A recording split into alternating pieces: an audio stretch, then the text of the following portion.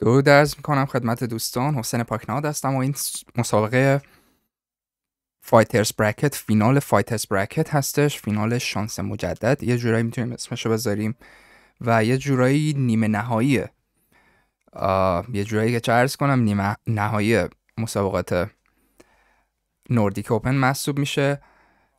بعضی اسم این بازی رو میذارن فینال جدول شانس مجدد، ولی خب هیچ فرقی نداره با اینکه بگیم نیمه نهایی جدول شانس مجدد هستش.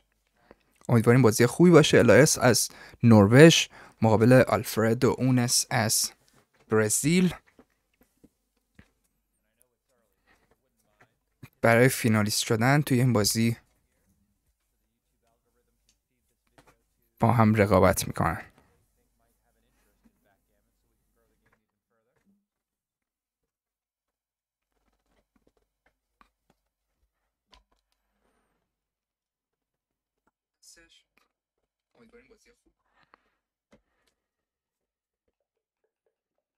بازی شروع میشه.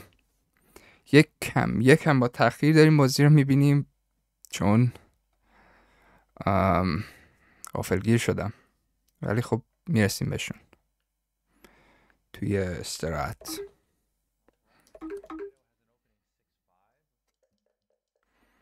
35 اول بازی برای آلفردو.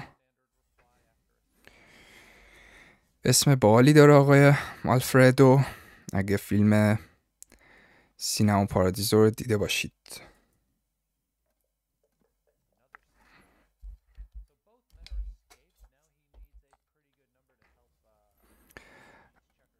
هر دو مهره رو فرار داد و الان نیاز داره که به سلامت اینا رو ببره خونه. فکر میکنم این 3-2 باید سیف می بود، ولی 2% بیشتر نیست.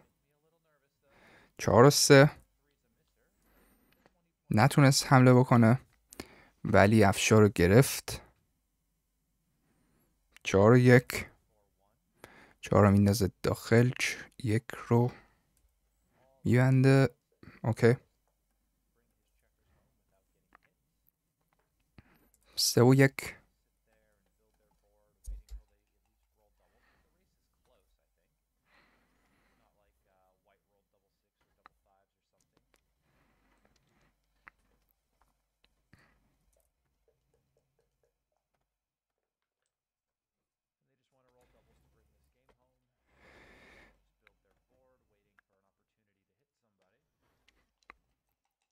سفید اصلا دنبال درد سر دیگه نمیگرده و فقط نیاز داره که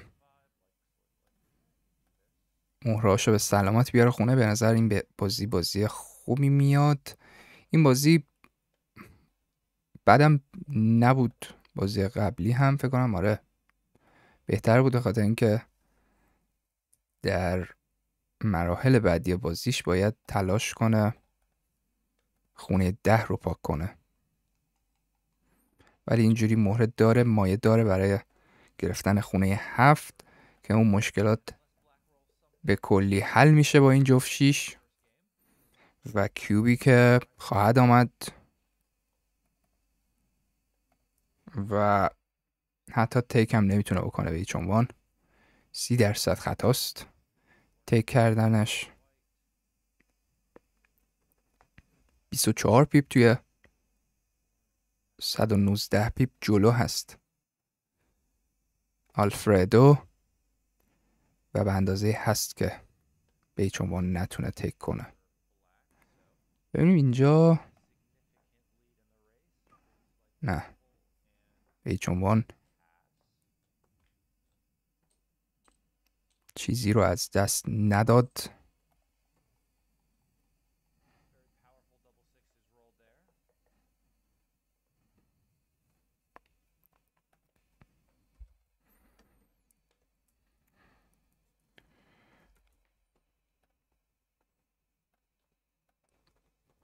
پنج و 1 در ادامه 6 و 5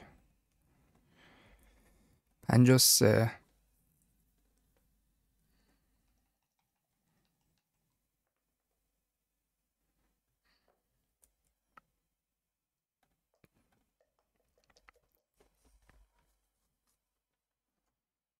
4-1. 2 تا آپشن خیلی اوکی. این آنستک کردن مید پوینت خیلی مهم بود و توی پیپ کانت جلو هست دیگه، نیاز نبود که حمله بکنه روی خونه. 2-1 درستی پیدا کرد. 4-2 خونه 4 هم گرفت.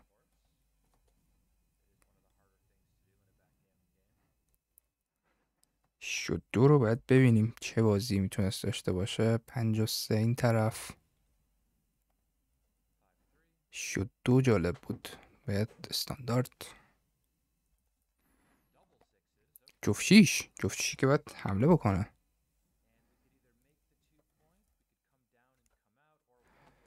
حمله تنها بازی بود و اینجا هم شاهد کیوبی هستیم که این طرف هم نمیتونه تیک بکنه و همونطوری که میبینید خیلی نزدیک به تو گود هم هست. پلاس پلاس تو گود شد کامل با اختلاف 1%.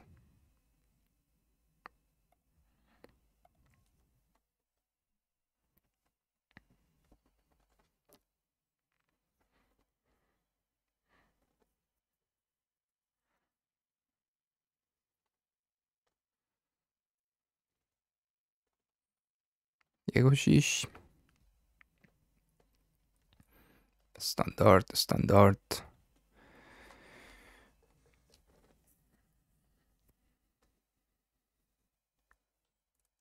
5-2 هم استاندارد طبیعتاً.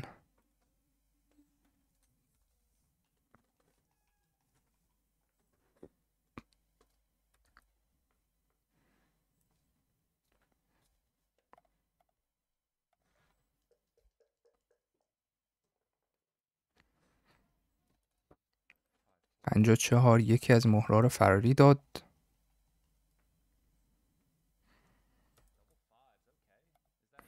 جفت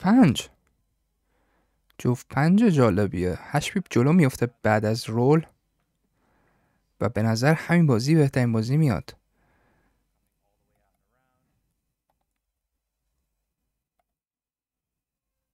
بازی بلیتز با اختلاف زیادی بازی دومه،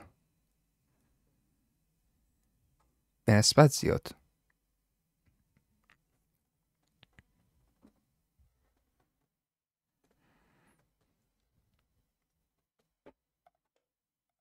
بله پیپ کانت رو شمرد و مطمئن شد.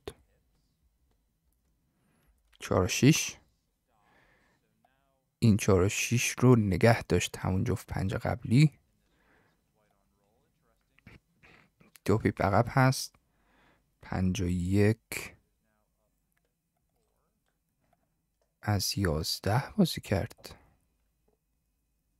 5-4 و مجازات شد. دلیل نداشت از 11 بازی کنه هر دو رو، ولی خب فرقی هم نداشت. در هر صورت این شات رو میگرفت اگه قرار بود 4-5 بریزه. 5-3 4-1 این طرف. باید حمله کنه.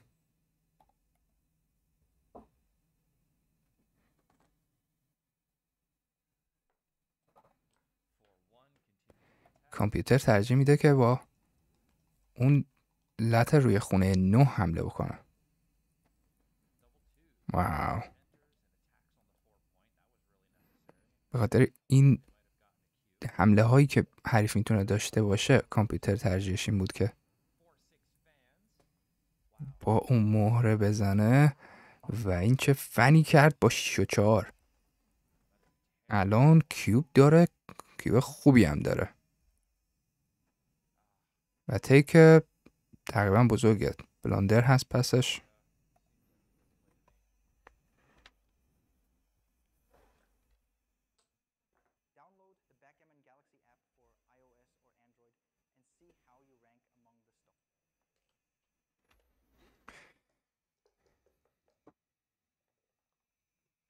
پس کرد ولی تک بود.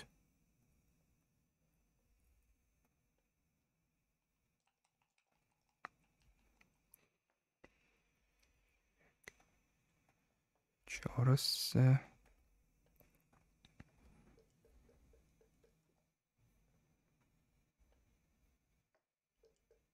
پنج و چهار بود داره. مطمئنشم 6 و 3 نباشه. 5 و 4 درسته. جفت 5.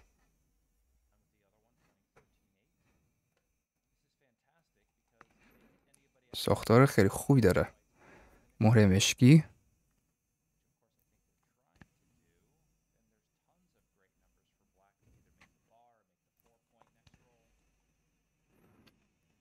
نیاز داره که یه چیز خوبی بریزه الان.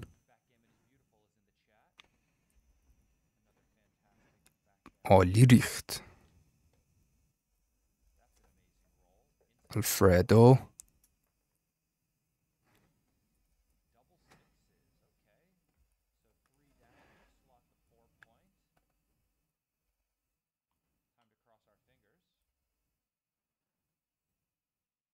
داره به کیوب فکر میکنه.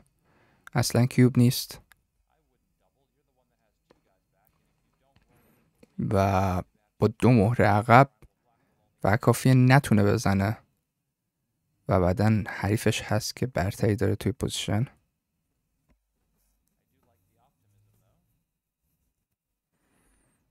تایمینگ بهتری داره ولی به هر حال 2 تا مهره پشت داره و حریفش میتونه یه سری کارهایی رو انجام بده. 5 و 1.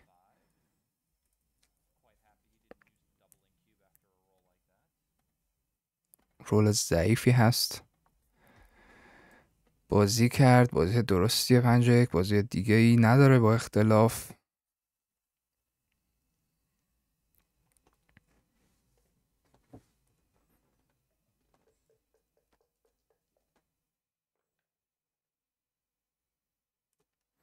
پنج و 4. 5 و 4. 4 رو میتونه بزنه؟ نه. زیادم 2.5% تفاوتشه ولی این بازی که کرد بهتر بود.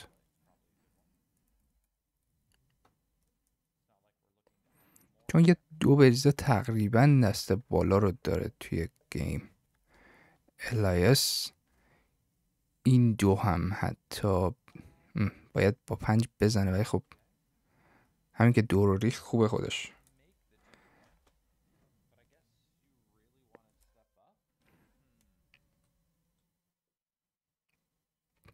کامپیوتر میگه زیاد فرقی نداره چه خونه 2 رو بزنه چه خونه 1 رو، ولی به نظر خونه 1 بهتر میاد.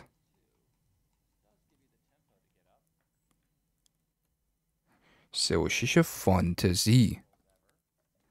واو.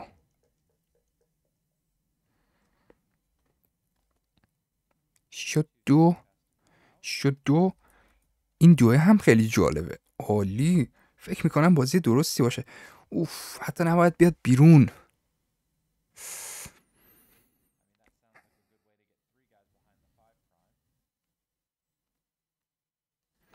خیلی سخته بیرون نیومدم واقعا. اینو اگه بلاندر بزنم کاملا قابل درکه.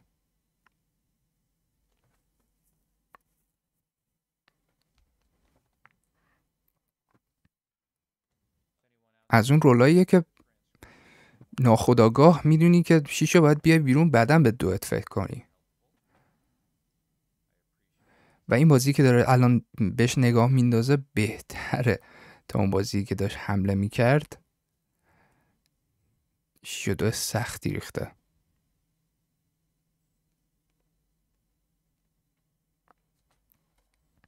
بازی اول رو ببینید روی XG. نتیجه بازی اول این میشه.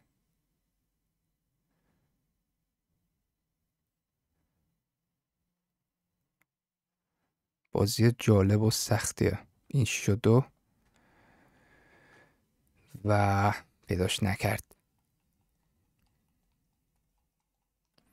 دبل بلاندری بود این 6-2 که بازی کرد، کاملا قابل درکه.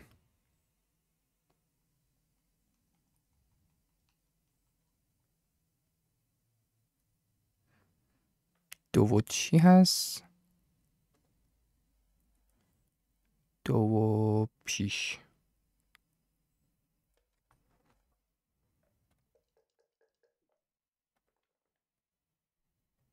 جفت 1.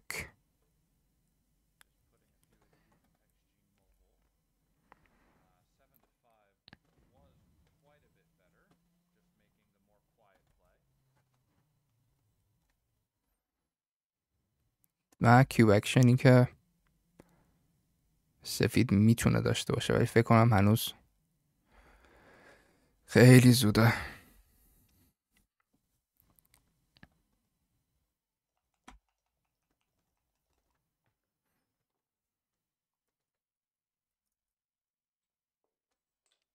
چهار رو حمله میکنه، 1 رو میاد جلو.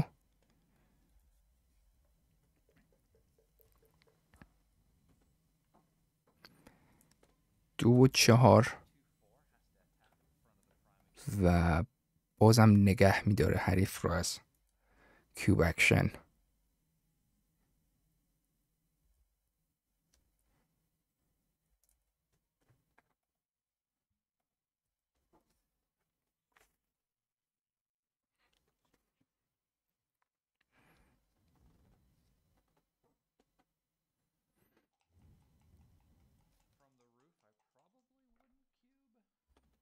سه و 2.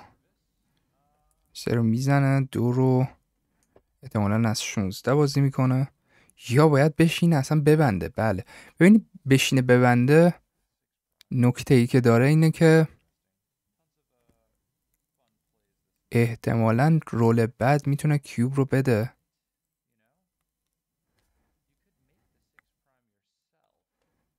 اوه چه بازی به نظر حتی ساده میاد الان که دارم بهش نگاه میندازم.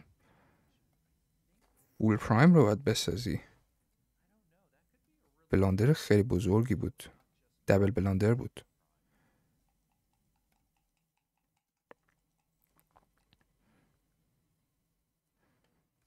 و میتونه به راحتی میتونه مجازات شه به خاطر این بازی.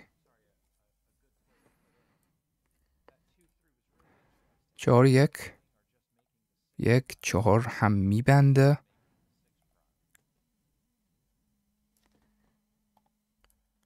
بازی دیگه ای نداره. یکم بازیکن شاید خسته هم باشن، نمیدونم. حداقل الیاس که در سطح همشگی خودش تا الان بازی ندیدیم ازش. دیشب دیدید بدون نقص بازی کرد مقابل آلیور اسکوایر. 6 و 2. 6 و 2 بعدی. نه حمله ای داره، نباید اصلا بیاد بیرون. 6 و 2 سخته واقعا. بیرون اومدن یکم به نظر عادی میاد. آلفردو بهترین بازی رو کرد.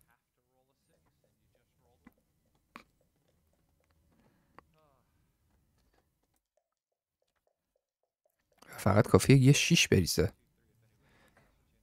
الایس که نریخت، که از شر اون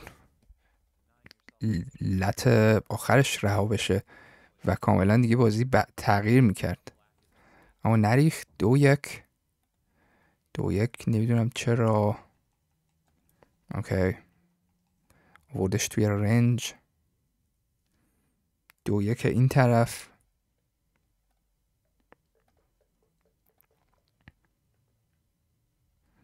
4 و 3. آماده حمله روی خونه 3 هست اگه حریفش بخواد فرار کنه از اونجا با این 6 و 3 مثلا.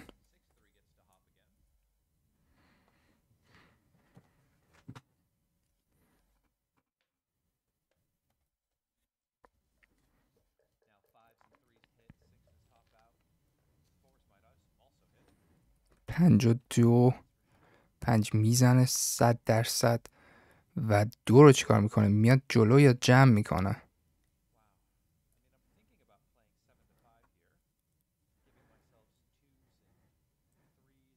جمع کردنه یه کمی به نظر. جمع کرد. بله درستم هست. 3% بود. 6 به 4. 2-1 خوب ریخ این طرف. 2 یکم حمله 100%. هم که تونست حمله بکنه خودش خیلی خوب بود.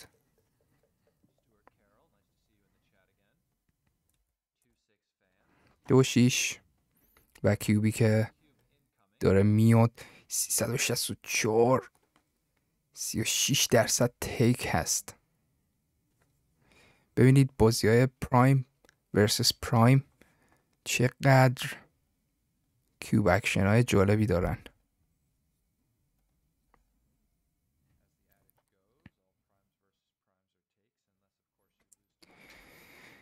و نکته که همیشه اساتید میگن دیگه، پرایم ورسس پرایم کیوب ها تیک هستن.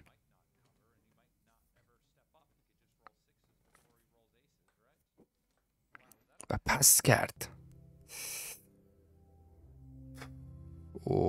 نابود کرد پیارش رو این کیوب اکشن. اما اصلا مهم نیست واقعا. الایس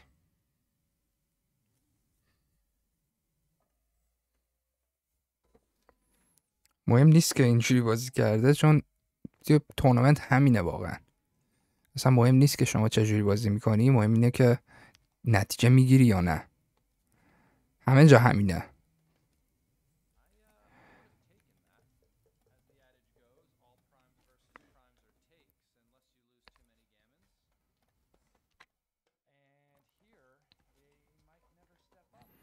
جفت 6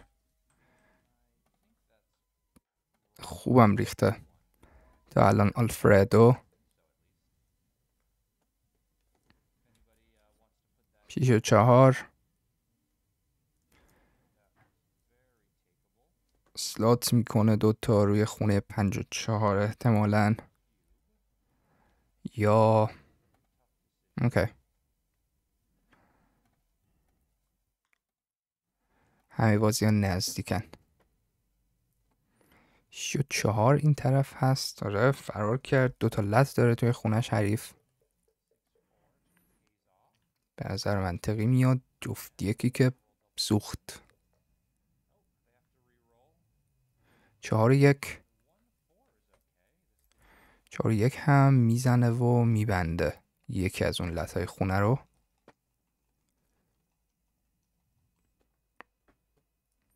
3-2 هیتس بک.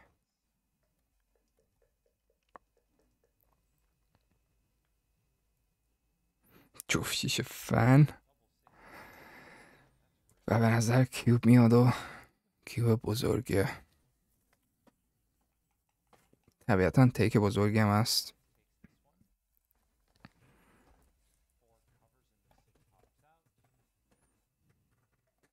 6 میپره بیرون. 4 میپوشونه. 6 و 4.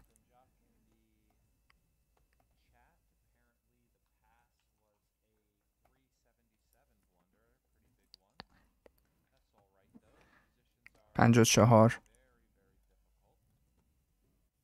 خونه 9 رو میگیره. به نظر بازی دیگه ای نیست.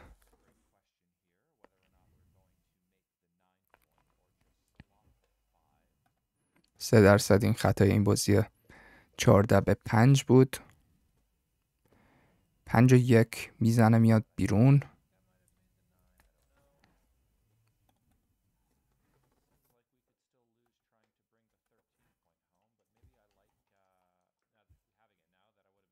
شد 2 فن.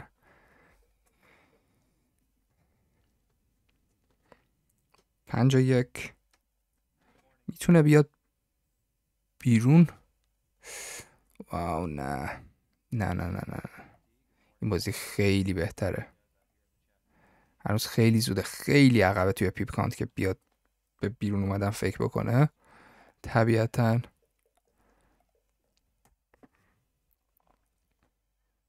5-1 الان باید حمله بکنه روی خونه 5.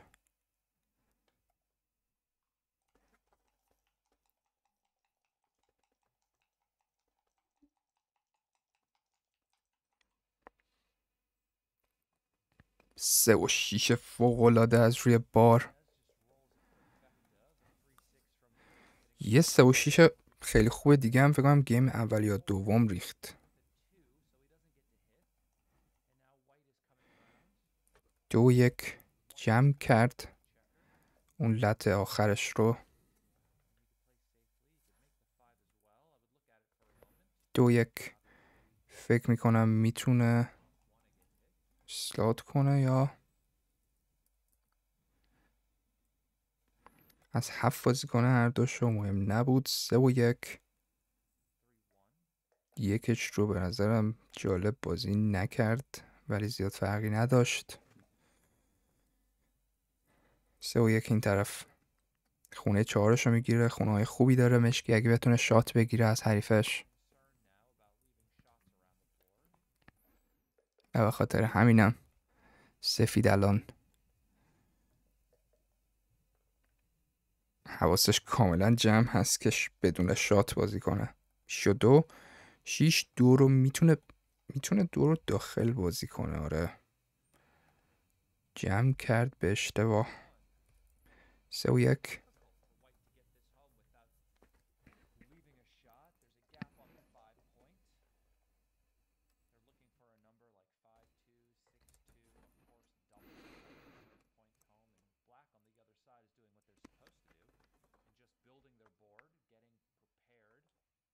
4-2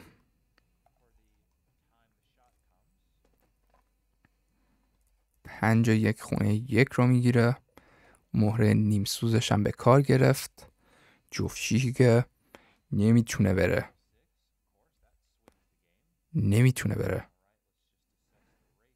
طبیعتا. فکر کنم داره ریس رو میشماره طبیعتا، ببینه اگه جلو هست یا یه جورایی برابر باشه بره، که الان به این نتیجه میرسه که خیلی عقب هست هنوز بعد از حتی جفت 6.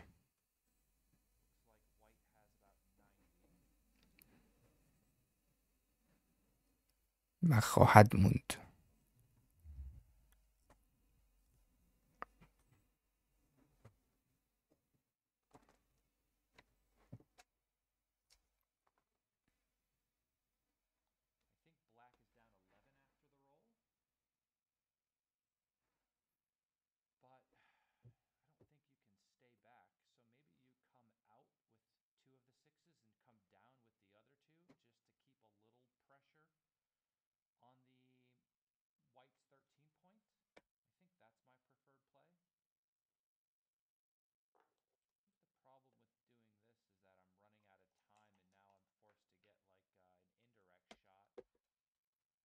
به درستی بازی کرد. 6-2 6-2 هر دو رو باید بیاد فکر کنم. از 13 غیر از این بازی نمیبینم.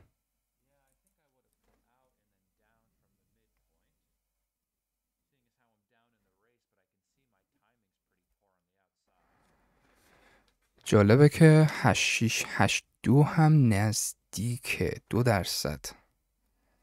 اما من می اومدم دیگه شر رو بعد همونجا خلاص کرد. جفت 5 الان بعد از این رول یه پیپ جلو میفته و ساختار مهره خوری بهتری داره. باید بره کاملا.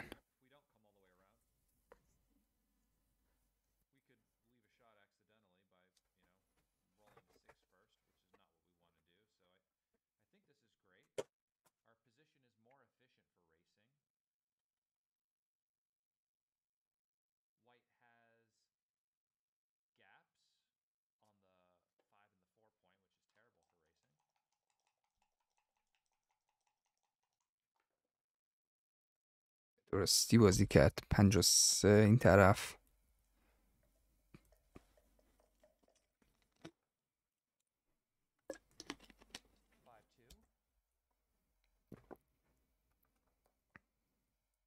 52 کاملا برابر هست. پیپ کانت 4-2.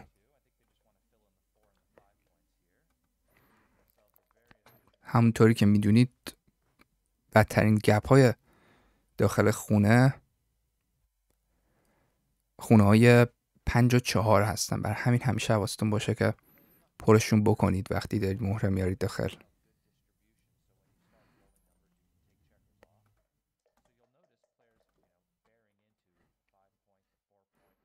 5-1. اولین مهره رو مهره مشکی خورد. 6-2 این طرف.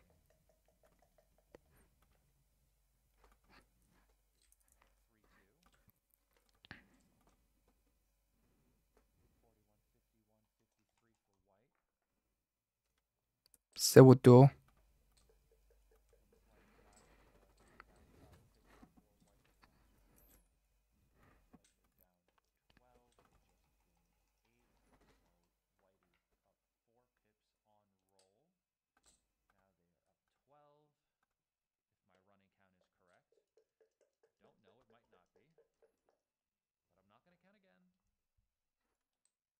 پنج و 2.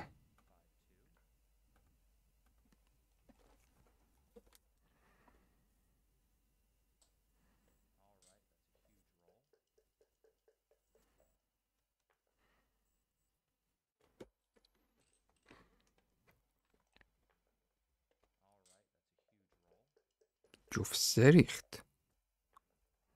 عجب جفت سه. عجب جفت سه.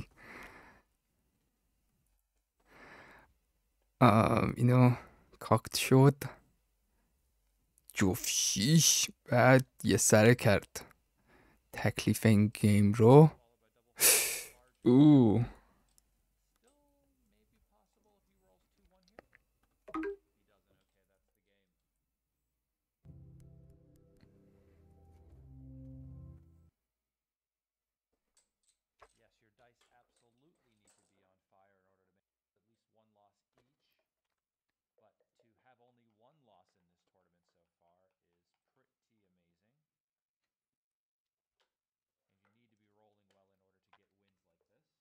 دو یک. با توجه به برترش توی نتیجه منطقی است که اینطوری بازی بکنه. این عکسی هم که رو گوشیش داره نگاه میکنه در نوع خودش جالبه. آقای اونس شاید عکس پدرشون بود.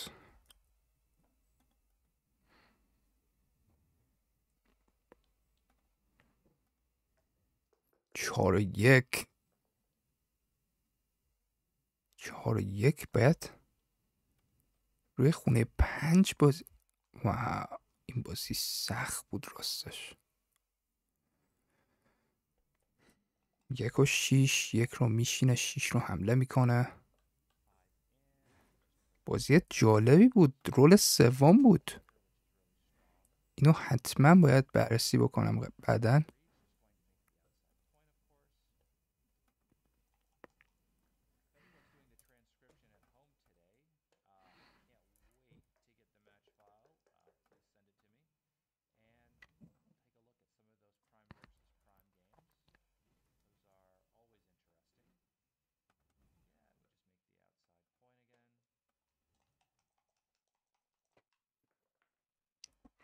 جفت 4 میاد بیرون. این جالبه. جفت 4 اینجا میتونه بیاد بیرون. میتونه افشار رو هم بگیره. بعدش اینه که واو بهترین بازی. بله الان وضعیت پرایمینگ سفید خیلی خوبه و در ادامه برتری با سفید خواهد بود 100%. مخصوصا با این رول ضعیفی که الان ریخت مشکی. 3-2 ضعیفی است که باید مستقیم به 3 بازیش کنه. آپشن های دیگه هم داره مثل این بازیه. اسپلیت کردن مهره پشت. ببینید وقتی دارید پرایم میشید، البته الان یه جورایی هم پرایم هست پوزیشن سفید، هم یه جورایی بلیتز هست. به خاطر همینه که کامپیوتر بعدش هم نمیاد این بازی رو انجام بده، اما چیزی برای از دست دادن نداره. کیوب هم به نظر درست نمیاد. ببینیم چقدر بزرگیشه. 13%.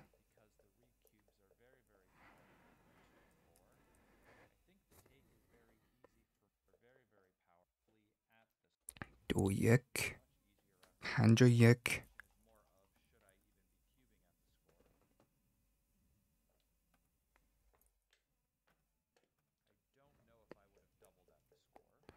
چهار و 5.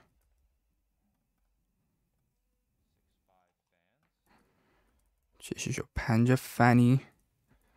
4-1. 4 رو هم میاد پایین، یا باید از لنگر بیاد بیرون. دوستان اینا رو دقت بکنید، من دارم ترانسکرایب میکنم اینا رو. فکر کنم خودم هیچ وقت اینجوری بازی نکنم. این 4 که اومد پایین، چون حریف روی بار هست. خونه خیلی خوب داری دیگه، الان باید فرار کنی از اون لنگر خودت.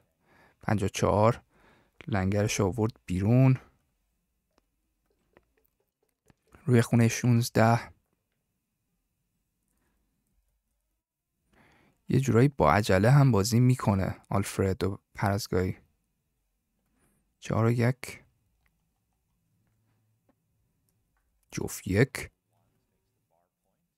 این هیجانات خوب نیست واقعا. هیجانات توی بازی خوب نیست، معمولا به ضررمون تموم میشه. یه جایی یه سری چیزا رو نمیبینیم. این یکم فکر میکنم میتونست از 8 بازی کنه.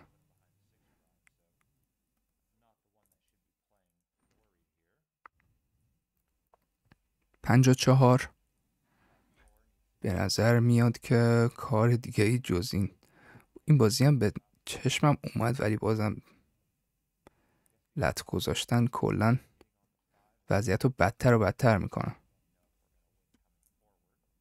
جفت 1 بازم. چند تا جفت 1 دیگه بریزه وضعیتش افتضاح میشه. سفید نمیدونیم.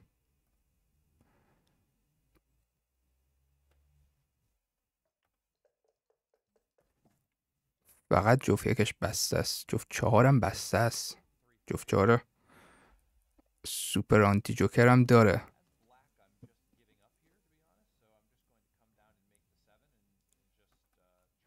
که دیگه الان همونم نداره. 53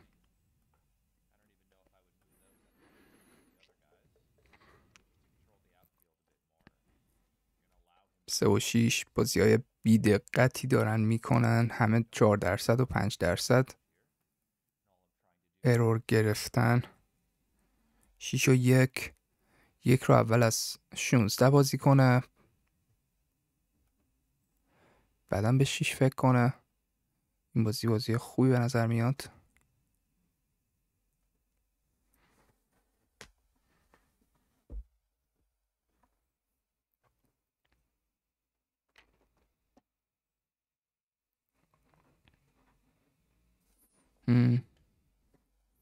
انداختش داخل.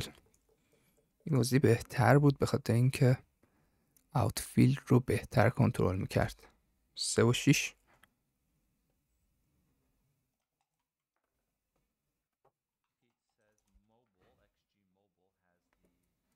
4-1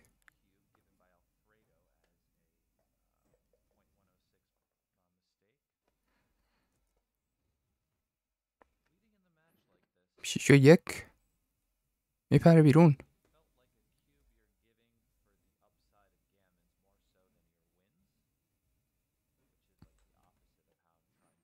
میپره بیرون. هم احتمالاً مهرش رو میزنه. جفت 6 فورست هست.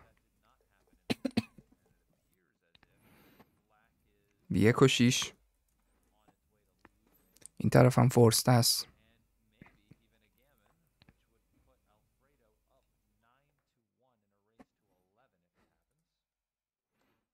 2-1.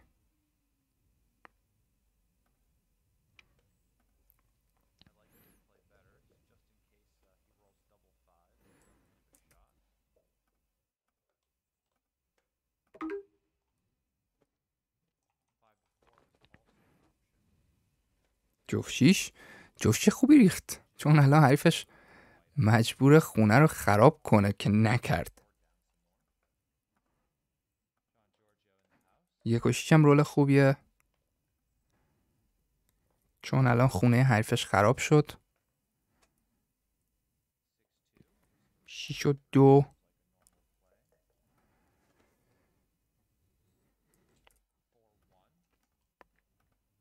4 تا مهره رو حریفش سوزونده و با یه خونه 4 تایی بازی میکنه.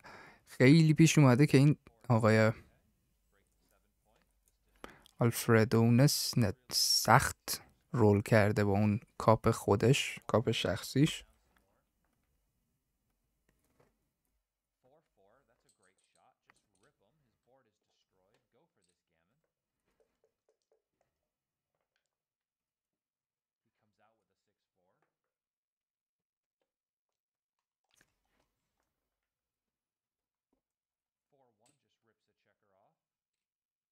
چهار و 1 میتونه بزنه بالا. بله، بهترین بازی بود. 6% بود مهره خوردن، چون الان دیگه شاتی نمیده. جفت 3. الان میتونه مهره رو بخوره کامل. الان ارزش مارسی داره. بله، بیشتر و بیشتر. و چه تاسایی شات میذاره رول بعد با 1 ها. بستگی داره حریفش چی بازی کنه. حالا با این 4-1 که نمیتونه حرکت بده اونجا رو، ولی خونه 4 تاییشو برگردوند. 5-2. چه رول خوبی بود. 2-1. 2-1 رو میتونه خودش بازی بده یا از 2-1 بازی کنه. 2-1 بازی کردنش بهتره. 1% احتمالاً شات کمتر میگیره. 3-1 هر دو مهره رو میندازه روی بار و اگه 1 نریزه وضعیت سختی خواهد داشت و احتمالاً مارسی هم خواهیم داشت. 3-2. 3-2 تک مهره رو میخوره به درستی. و 20 شاید بتونه نجات بده مارسی رو.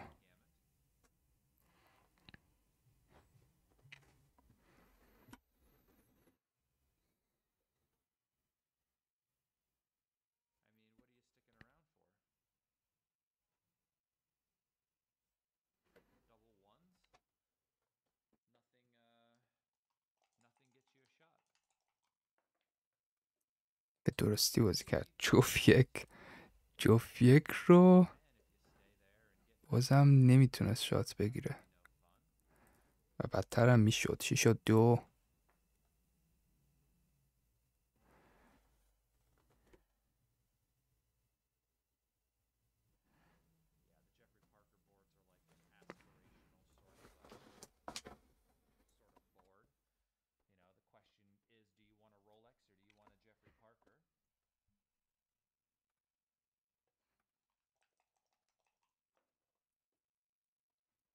جفت 2 و جفت 4 به بالا نیاز داره که نریخت و 4 امتیاز دیگه برای آلفردو. بازی 9-1 میشه. 2 away 10 away. وضعیت خیلی سخت شد برای الایس.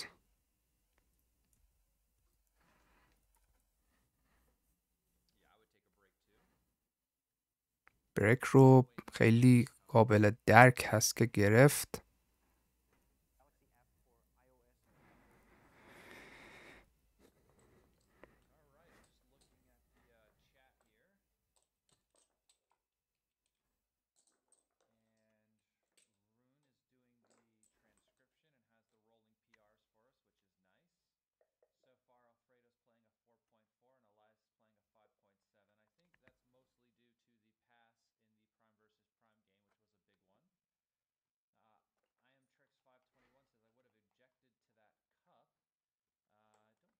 چهار و 2 تا اینجای کار.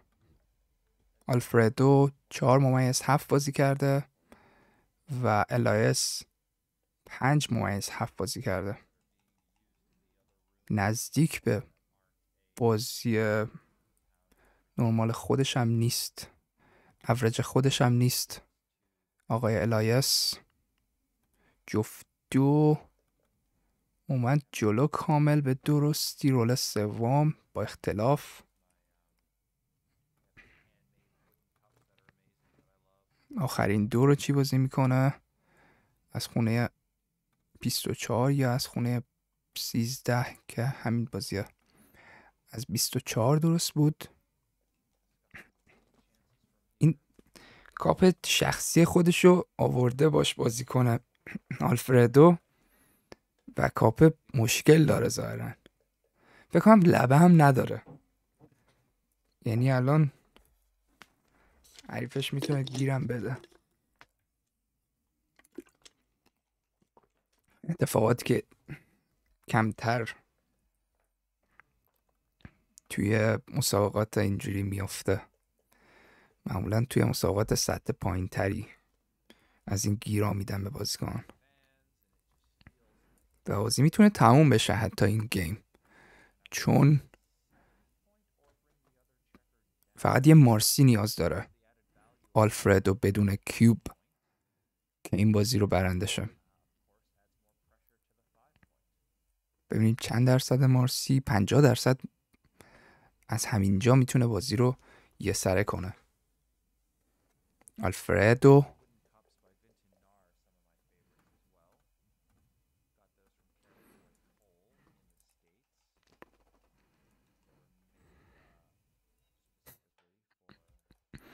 کاپش خیلی جالبه.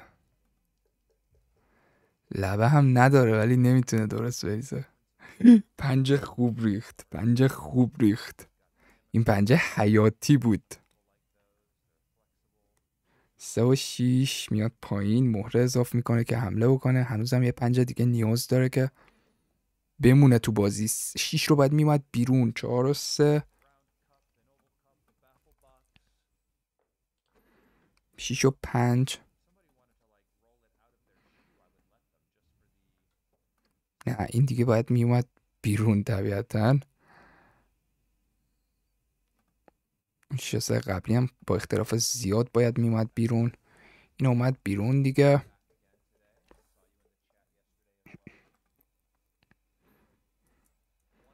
یکم در ادامه شاید بتونه همون یکه کمک بکنه. خونه رو گرفت. بازم مشکل کاپ، بازم اینجوری. خیلی جالبه که اصلا ایرادی هم نمیگیره الایس به این وضعیت تاس ریختن حریفش.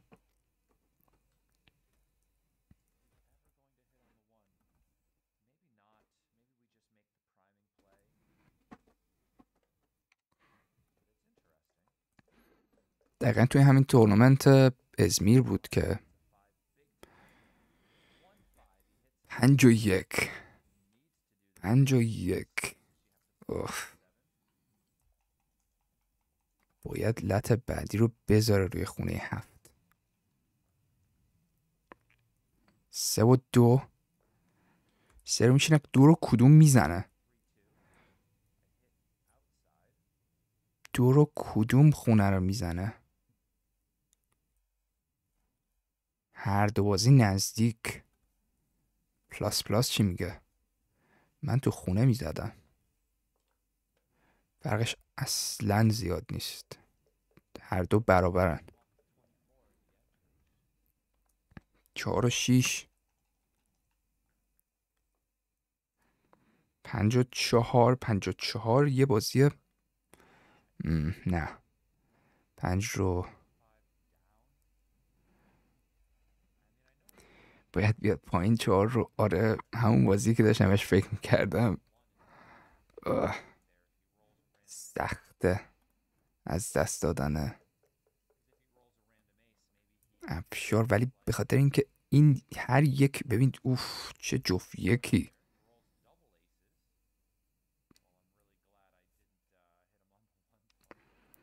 و کاملا به بازی برگشت با این جفت یک. 5 و 1 یه 4 هم بریزه بد نیست این طرف. 6 و 5 رول خیلی خوبی نبود، هم تایمینگش رو خراب کرد. بازم مشکل کاپ. 6 و 5 این طرف بازم نتونست پر کنه خونه افشار رو. 2 تا پایین منطقی به نظر میاد. 4 رو الان باید دیگه بریزه که نریخت. 6 و 2 خونه 13 رو بدون دردسر پاک کرد. 5 و 2 و فول پرایم شد.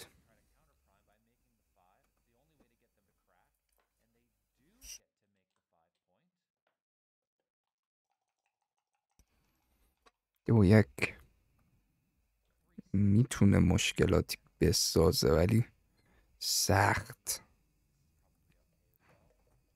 چه بلاندری بود نیومدن بیرون.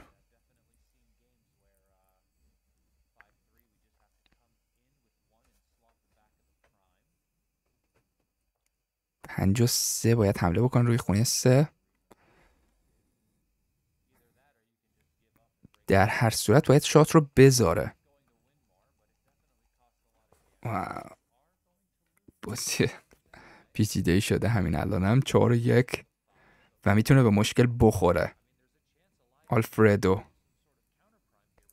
شانس هایی وجود داره برای الای سلان، نه با این رولای بزرگ. 6 و 4 هنوزم میتونه به هر حال. پرایم 4 خودش قوی هست واقعا.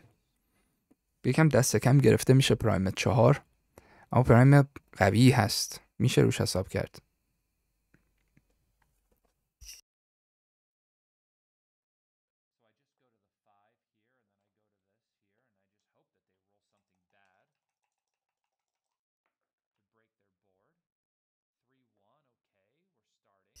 آره این 4 6 و 4 که بازی کرد بهتر بود. 3 و 1 بله میتونه اتفاق که داشتیم راجبش صحبت میکردیم بیفته. این اصلا خوب نبود و مجبور شد خونه 7 رو باز کنه.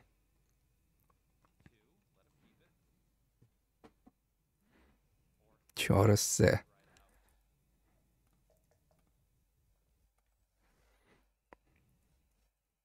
6 و 2 فقط 2 رو بازی میکنه. جفت 4 تأثیری میذاره توی آره باید شات بذاره. میدونه شات نذاره، میتونه از 6 بازی بکنه ولی گپ رو روی خونه 6 میذاره. بله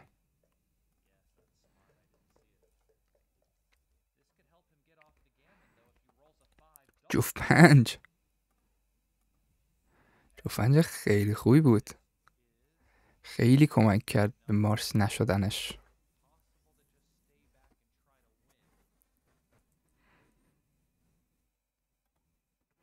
داره به این فکر میکنه که میتونه بیاد وستجای حریف رو اول پیپ کانت رو بشماره، بعدا به وستجای حریف فکر بکنه. ولی کیوب داره میاد، اگه تشخیص بده البته کیوب رو.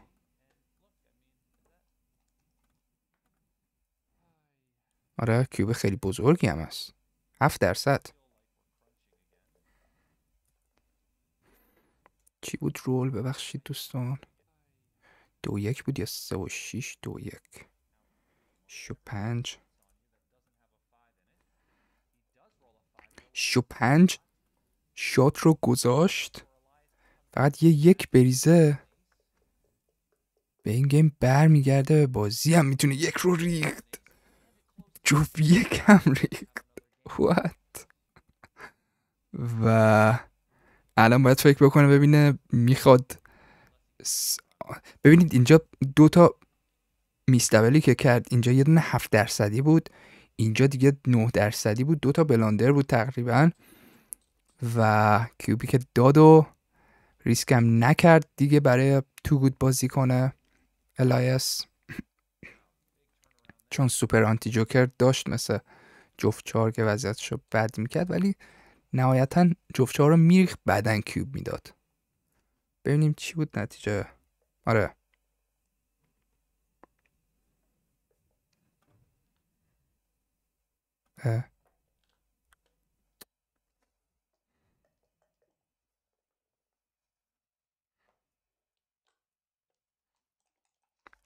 ببخشید دوستان.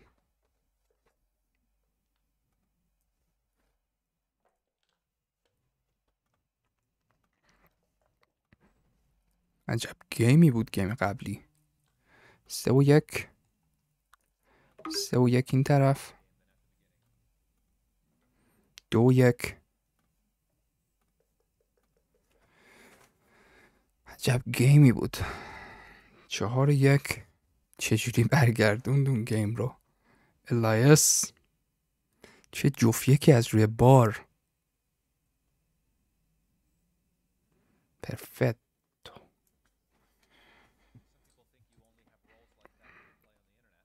4-1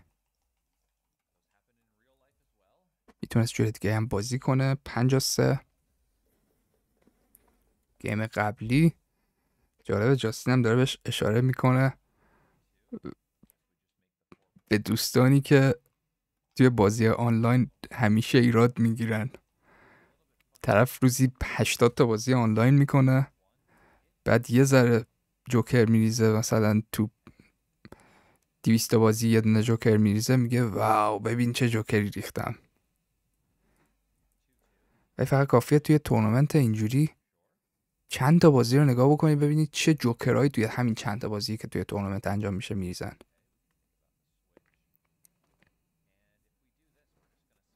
جفت 2 باید بیاد پایین دیگه، باید بیاد پایین. آن استک کردن خیلی مهمتر از این اسپلیت کردنه بود. 1.5%. 3-6 طبیعتا کیوب رو میده و تکم نکرد اصلا، دنبال درد سر نمیگرده آلفردو، فقط میخواد خیلی ساده بازی رو ببره، ولی تک خیلی بزرگی بود.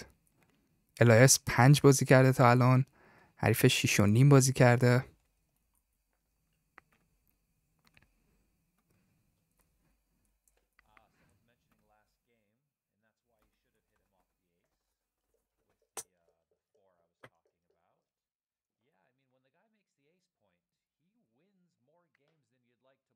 سه و 2.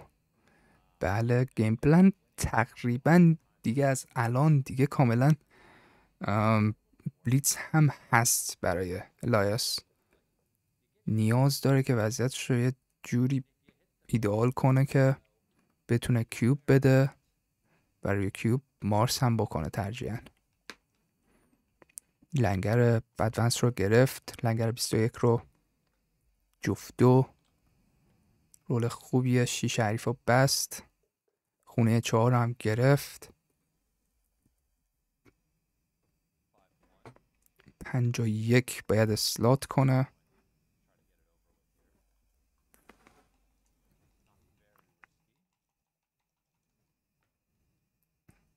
6-3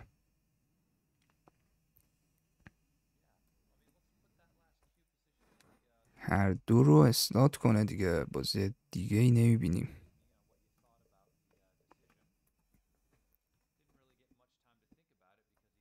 6-2 خونه 5 رو گرفت، ترسی هم نداره از اون لطی که گذاشته چون حریفش هم لط داره توی خونه. 4-3 4-3 جالبی نیست. یه لط دیگه هم باید بذاره روی خونه 1. پیپکانت هم نزدیکه. 6-5 6-5 میتونه بره. باید بره. این بازی هم در نوع خودش جالبه. 1.5% که داره بهش نگاه میندازه. بله.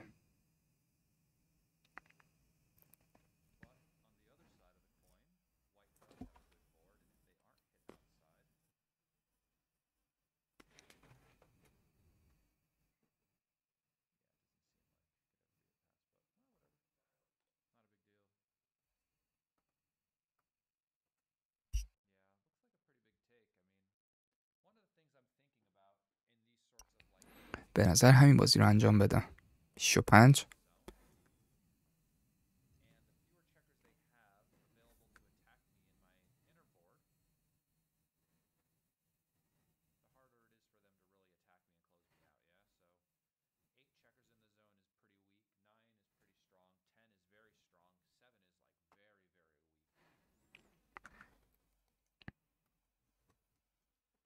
چقدر از تایمشون مونده؟ 13 دقیقه تایم بانک داره الایس. 16 دقیقه برای آلفردو.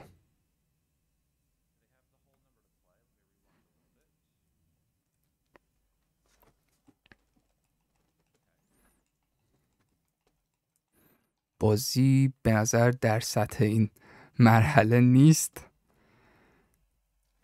اما خب کی اهمیت میده؟ وقتی که داری برنده میشی مهم نیست چجوری بازی کردی.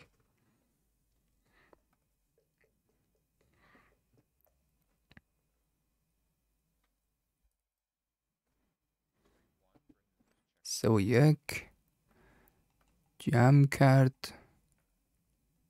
لط میت پوینت رو هم 5-1.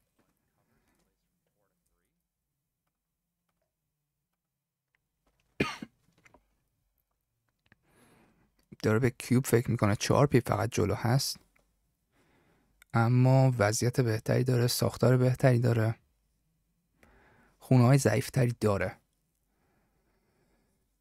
این میتونه دلیلی باشه برای اینکه نتونه کیوب بده.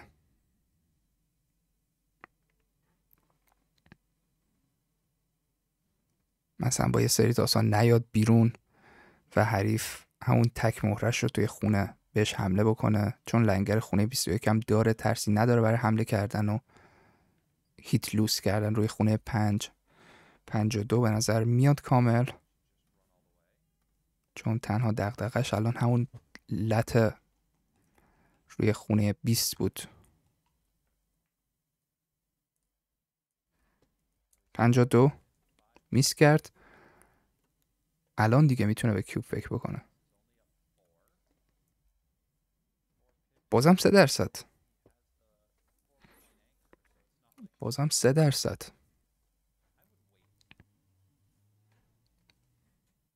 ببین پلاس پلاس چی میگه. نکته اینجاست که به هیچ عنوان پس نخواهد کرد آلفردو.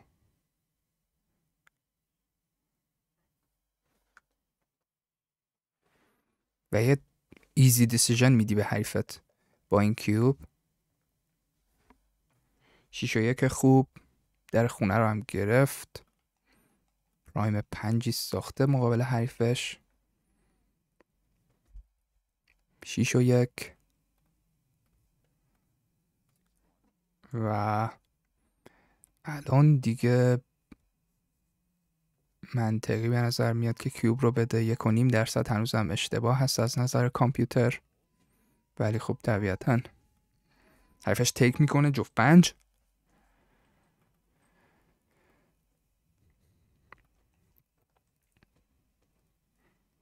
توی پیپکانت خیلی جلو افتاد با این جفت 5.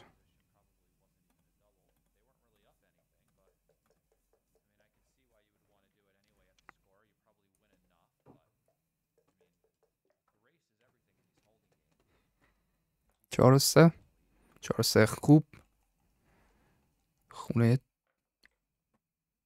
9 رو داره فقط پاک کنه. جفت 5 سوخت ولی کارایی زیادم. جفت 4 خیلی بهتره و یه مهره رو باید بیاد. اینم جالبه، یه مهره رو میتونه بیاد چون با خیلی اساسات آلردی شات میگیره، مثل 6 و 5، مثل 6 و 2، 6 و 1. یه ذره تریکی هست ولی این بازی هم خوبه خودش. کاملا بوردرلاینه.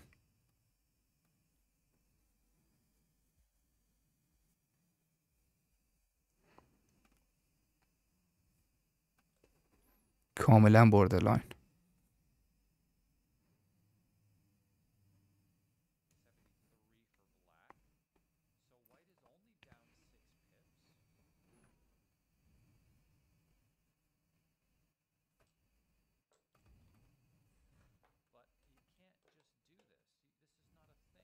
با این بازی که اصلا خوب نیست.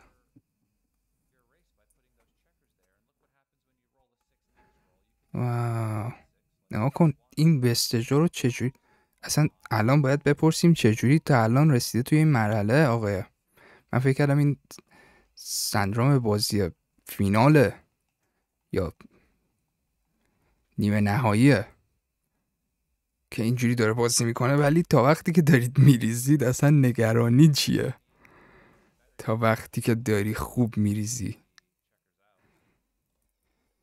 تصور کنید اگه اون جفت 4 اومده بود الان بازی رو تموم بود دیگه تقریبا برای الایس.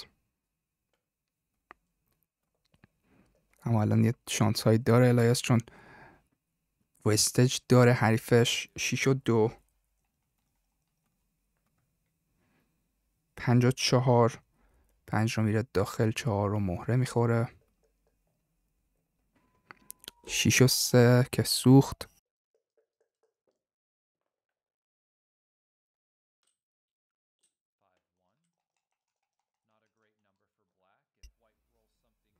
چهار و 3،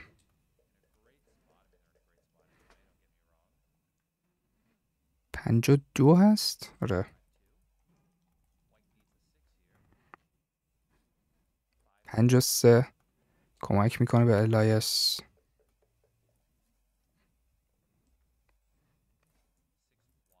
6 و 1،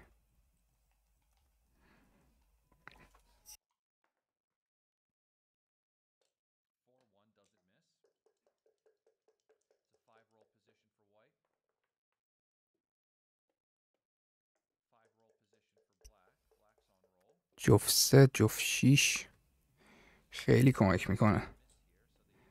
27% برنده است هنوز مشکی. 5 و 3، 4 رول داره سفید و 5 و 1 از 3 هم نیاز نبود بازی کنه. جفت 3 که این طرف ریخت و احتمالا بازی 5 و 4 هنوز هم جفت 6 داره بریزه. الایس 1/36 و کارش تمومه و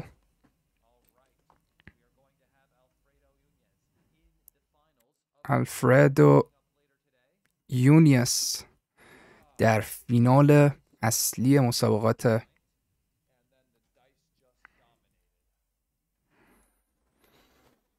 نوردیک اوپن امشب بازی خواهد کرد. نمیدونم چند ساعت دیگه میشه، شاید هم 3 ساعت دیگه، شاید 2-3 ساعت دیگه، شاید هم کمتر. ببینم. آره